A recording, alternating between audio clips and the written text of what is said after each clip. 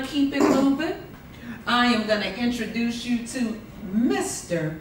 David Kendrick, who is the founder and CEO of Lying Speaking Agency. Mr. Kendrick has a Master's of Business Administration. Mr. Kendrick is a United States Army Purple Heart veteran in mental health recovery. Mr. Kendrick shares his story on stages around our nation to bring a voice to recovery. Mr. Kendrick also serves as the National Alliance for Mental Illness of DeKalb County's Vice President.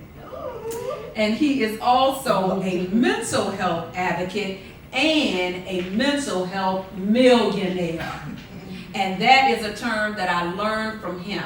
A mental health millionaire is someone that helps us when we are feeling down, when we are having any level of challenges, and helps to pick us up and share with us about our direction and things that we should do to take care of our mental health. So we are glad that we have a mental health millionaire in our midst on today, as well as a mental health advocate, as well as a United States Purple Heart veteran.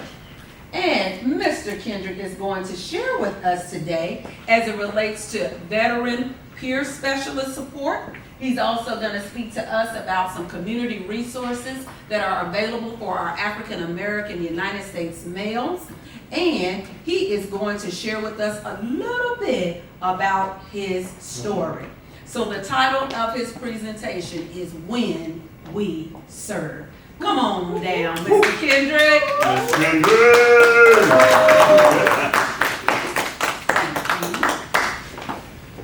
Kendrick. Thank you.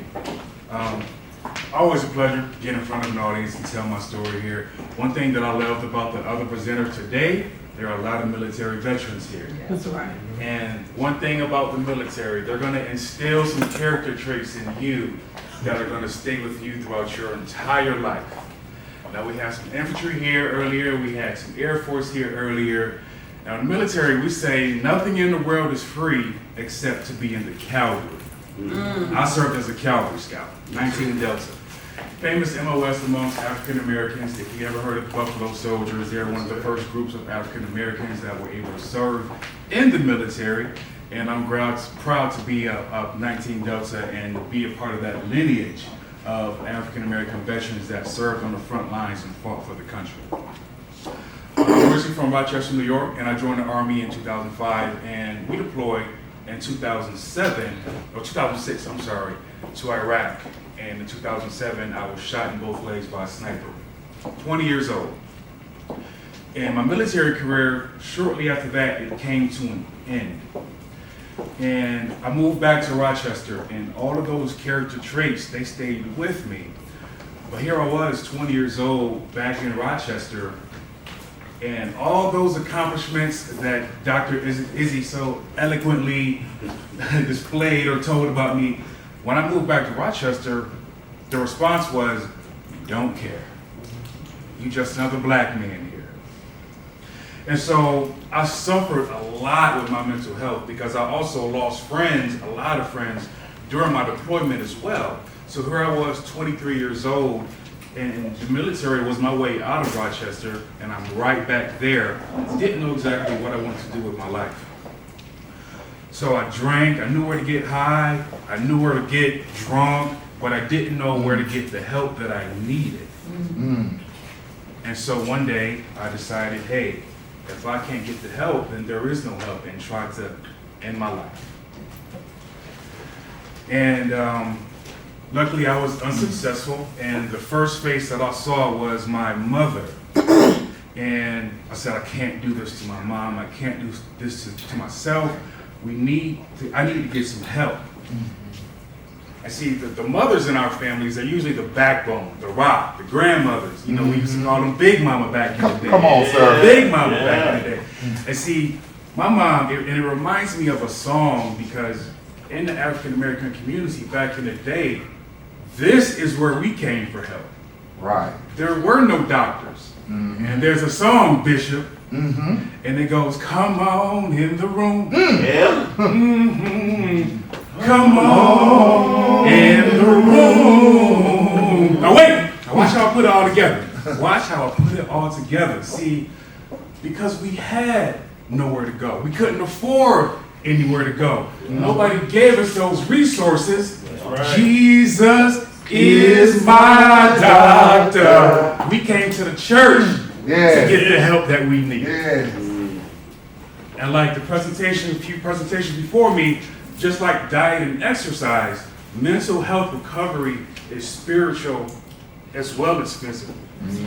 We have to get the help. And so me and my mom went to church with my sisters over there, all in the church, and I got better. My cup got filled. And in the church is where those dollars are being deposited into my brain. Come on. Now another thing, when it comes to mental health recovery, as a veteran, because our demographic is so small, you have to put yourself in the environment that is most conducive to your healing. Come on, sir. It wasn't in Rochester. It wasn't. It was right here in Atlanta. And just like this male mental health symposium, I was around a bunch of black men that were doing great things. Right. I have a saying, go forth and do great things. And when I moved back to Rochester, nobody cared. People I went to high school with, we don't care. You one of us now. But I had all those character traits and this new person that the military had created. And so people are going to love you when you're on their same level. Right. But let you get one step ahead, oh, they're going to pull you back. Come on, They're going to come pull on. you back. Come on. But see, the great thing that I learned when I moved to Atlanta, all the black men are doing great things. Everybody. So I felt welcomed here. Felt like an equal. But now, instead of, that's crazy, now these black men go to these barbers and they have somebody who can speak back to them Come on, and get the sir. healing that they need. Come on, sir. And so I'm glad to hear that our ranking when it comes to access to mental health care is improving. And I'm doing my part as a veteran.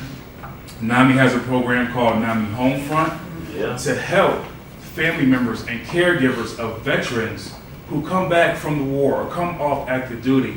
Give them the tools that they need to be successful. Things that I wish our mom had for me. So she would know, well, Junior, they call me Junior back home. Junior, here's where you can get your help at. Here's what I can do for you. Let's go talk to this person. Let's go talk to that person. Because as great as church was, I needed professional help as well. I needed the medication. I needed therapy. And now, everything is all together in a tight-knit circle. And I'm able to advocate in the community and be well respected and have wonderful women like Dr. Izzy invite me out to speak. Glory to God. And there's always going to be somebody there to help. And if you can't find the help, I can help you find the help. All right now. My website, www.dkendrickjr.com. My business, I named it Lion Speaking Agency because it really takes the heart of a lion to get in front of people, strangers, and talk about mental health. It takes the heart of a lion. So my business is Lion Speaking Agency. Thank you.